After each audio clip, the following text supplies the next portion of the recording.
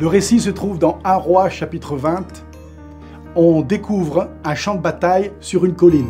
D'un côté, vous avez le peuple d'Israël et de l'autre côté, l'armée de Syrie. Et les deux armées vont s'affronter sur cette colline. C'est Israël qui gagne. Alors les conseillers du roi de Syrie, ils sont un peu perplexes et ils se disent « Comment se fait-il qu'on a perdu une fois de plus contre Israël ?» Alors ils pensent être intelligents et ils vont voir le roi de Syrie et ils disent « Il semble qu'on a deviné la faille, la raison pour laquelle eux ils ont gagné et nous on a perdu. Parce que leur Dieu n'est qu'un Dieu des montagnes. Voilà pourquoi ils ont gagné. Si le Dieu d'Israël est un Dieu des montagnes, ça veut dire que si on combat Israël dans la vallée, cette fois-ci on va gagner. » Alors ils se sont retrouvés dans la vallée, dans la plaine, les deux armées s'affrontent et c'est Israël, une fois de plus, qui remporte la victoire. Tout ça pour dire que le Dieu des montagnes est aussi le Dieu des vallées. Le Dieu sur la montagne est aussi ton Dieu quand tu te trouves dans la vallée. Évidemment, on a tous envie de vivre sur la montagne, sur les sommets. L'air est pur, l'air est frais. Il y a une vue formidable. Là-haut, on peut planter son drapeau et crier « Victoire, gloire à Jésus ». On a tous envie d'être sur la montagne et parfois on pense même que Dieu n'habite que sur la montagne, que Dieu n'est qu'avec les chrétiens qui se sentent forts, inébranlables. Quand j'étais petit, dans notre église, on chantait souvent ce chant qui dit « Je veux monter sur la montagne, c'est là que l'on rencontre Dieu ». Quelque part, ce chant est l'écho de ce que pensaient les conseillers du roi de Syrie.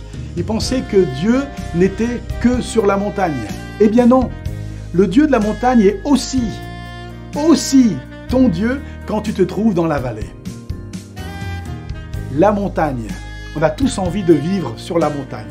Quand on est sur la montagne, vous savez, on se réveille le matin, on est en pleine forme, on parle à Jésus tout de suite au réveil, on lit la Bible, on prie, on intercède, on va au travail avec la joie dans le cœur.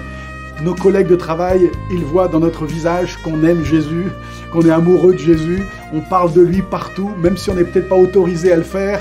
On va à l'église 3-4 fois par semaine, on est au culte même avant que le pasteur arrive.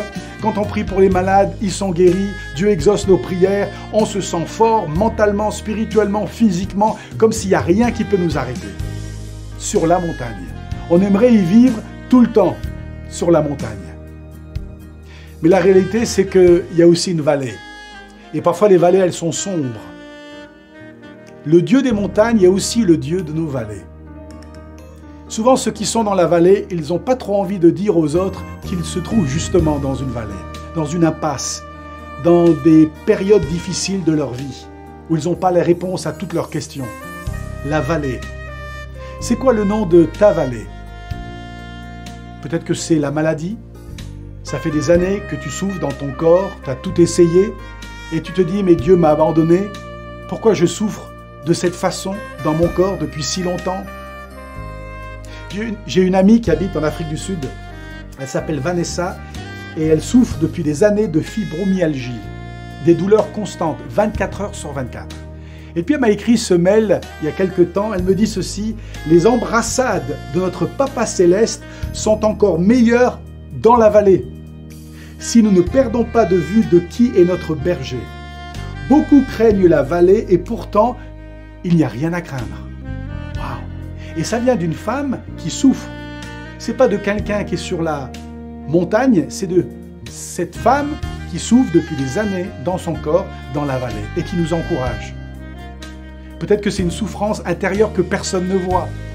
Une crainte, une phobie, des troubles, des questionnements, la confusion, le doute. Moi, quand j'étais petit, en grandissant, à l'âge de 12-13 ans, jusqu'à 17 ans, je doutais de mon salut. J'avais peur que si Jésus revenait, il n'allait pas me reprendre, me prendre avec lui quand la trompette allait sonner. Et c'est à 17 ans que finalement je suis sorti de cette période très sombre. Mais même pendant cette période de plusieurs années, dans cette vallée sombre, Jésus était présent. Même si tu te trouves dans une vallée sombre, Dieu pourra faire jaillir des sources d'eau. Parce que le Dieu des montagnes est aussi ton Dieu dans ta vallée. Que Dieu te bénisse, que tu sois là-haut ou en bas, il est avec toi.